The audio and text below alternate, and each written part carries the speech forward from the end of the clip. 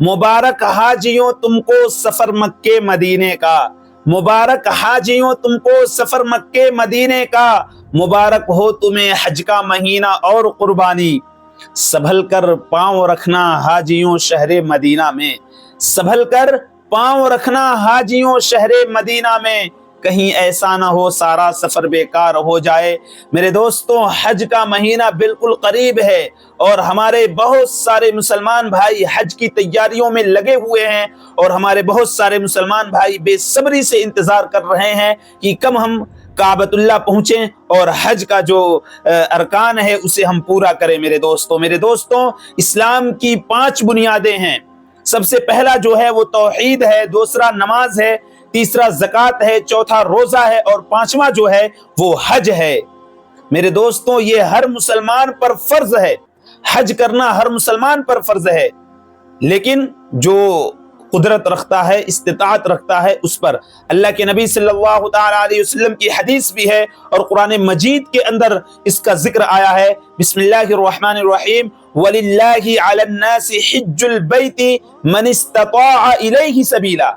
अल्लाह के लिए लोगों पर बैतुल्लाह का हज करना फर्ज है जो वहां तक पहुंचने की कुदरत रखता है, यानी जो जिसके पास उतनी उसअत है, मालो दौलत है, अल्लाह ने जिसको नवाजा है वो उस शख्स पर हज बैतुल्लाह यानी बैतुल्लाह का हज करना जो है ये फर्ज है।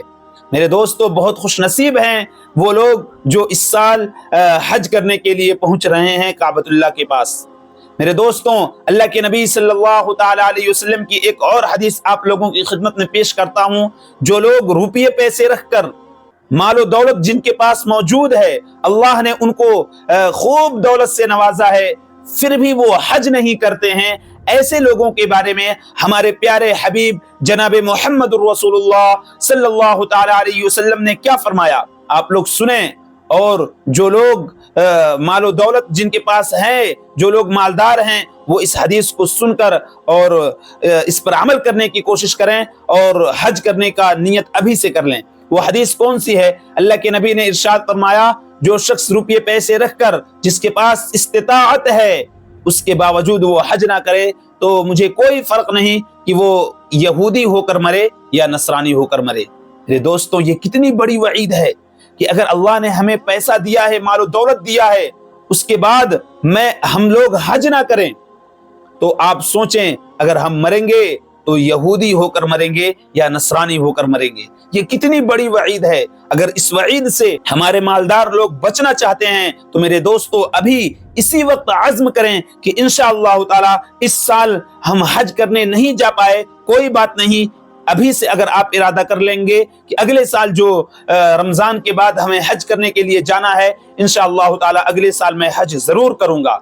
मेरे दोस्तों, अगर आप अभी इसी वक्त नियत कर लेते हैं और दिल के अंदर एक पक्का इरादा अहद कर लेते हैं और उसके बाद आप हज नहीं कर पाए, आपके साथ कोई हादसा पेश आ गया, आपका इंतकाल हो गया, तब भी आप गुनहगार नहीं होंगे, क्योंकि आपने तौबा करके एक नियत कर ली है और दिल के अंदर ये इरादा कर लिया है कि अगले साल जो आएगा वक्त मैं इंशाअल्लाह ताला हज करूंगा। तो मेरे दोस्तों, इस वईद से बचने के लिए हमें हज करना पड़ेगा।